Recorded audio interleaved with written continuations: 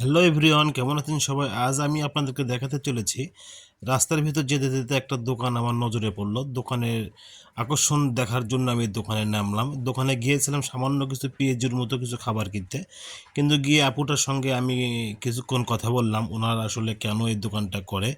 আর বিশেষ করে দোকানের নামটা দেখে আমার খুব পছন্দ হয়েছে, দেখে আমি দোকানের নামলাম। দোকানের নামে আমি প্রথমে জিনিসগুলো দোকানটা দেখলাম, দোকানটা কেমন, আপুর সঙ্গে কথা বললাম। দোকানের নামটাই আমার খুব ভালো লেগেছে। তো আমি আসলে বলবো দোকানের নামটা হলো রবীন্দ্রনাথ এখানে কখনো খেতে আসেনি। এই নামটা খুব আকর্ষণীয়, যার কারণে নামটা দেখেই আমি ভিতরে ঢুকলাম। ঢুকে আমি আপুকে জিজ্ঞেস করলাম যে আপু, আমি আপনার কিছু ভিডিও শ্যুট করতে পারি কিনা। আর উনি আসলে মজাদার মজাদার খুব সুস্বাদু মুখরুচি কিছু রান্নাবান্না করেন, সেগুলো দেখে আমি আরও অবাক হয়ে যে দোকানের ভিতরে ঢুকলাম। আমি দেখলাম, ওগুলো পর্যবেক্ষণ করলাম, ওনার সঙ্গে গল্প গুজব করার চেষ্টা করলাম। উনিও সৎ মনে আমাদেরকে সব কথাই বলল।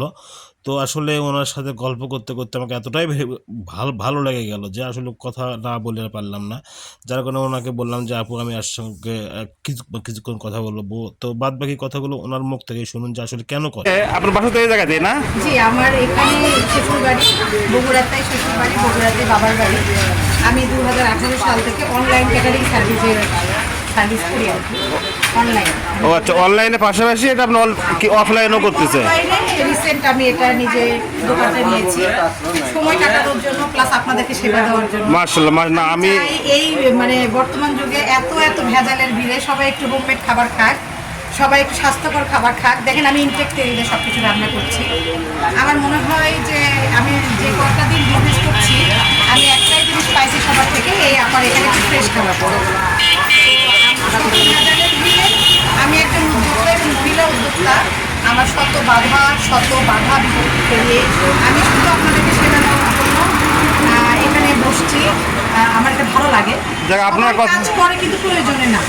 আপনার কথা আমাকে অনেক ভালো লাগছে। তো আসলে আপনার এখানে কি কি তৈরি করেন? আমার এখানে মানে মূলত আপনার সিঙ্গারা, সামোচা, ছোলা বুট, তারপর হচ্ছে চিকেন ফ্রাই, তারপরে হচ্ছে বার্গার, নাগেট, মিটবল, তো যাক, আপনি অনেক কিছু এখানে আপনি কালাভুনা। তো আপনারা তো নিজে মুখেই শুনলেন, ওনার নিজে মুখ থেকেই শুনলেন যে উনি কী কী এখানে তৈরি করেন।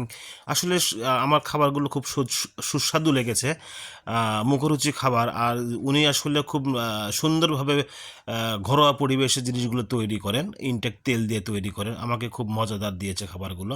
বিশেষ করে ওনার আচরণ, ওনার কথাবার্তা, ওনার সৎ মনোভাব, এগুলো মানুষকে আমি আসলে, এই ধরনের মানুষকে আমি আসলে সবসময় সাধুবাদ জানাই, সেলুট জানাই। কারণ মানে এনারা একটা উদ্যোক্তা, এনাদের কাছ থেকে আমাদের আপনার অনেকের অনেক কিছু শেখার আছে। তো যার আসলে মানুষের শেখার শেষ নাই, আমিও তার ব্যতিক্রম নই। এখানে গিয়ে আমারও অনেক অভিজ্ঞতা হলো, অনেক জানাশোনা হলো, শেখা হলো।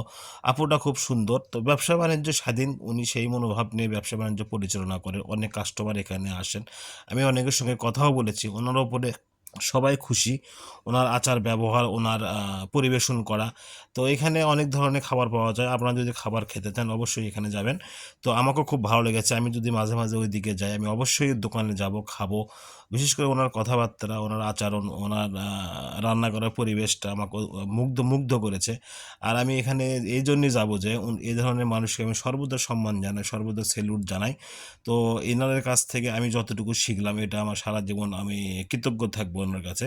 তো এই দোকানের ঠিকানা হলো বগুড়া শহরের উপশহর রোডে। দোকানের নাম রবীন্দ্রনাথ এখানে কখনো খেতে আসেনি। এই নামটা দেখেই আমার খুব পছন্দ হয়েছে, যার কারণে আমি এই দোকানে গিয়েছিলাম।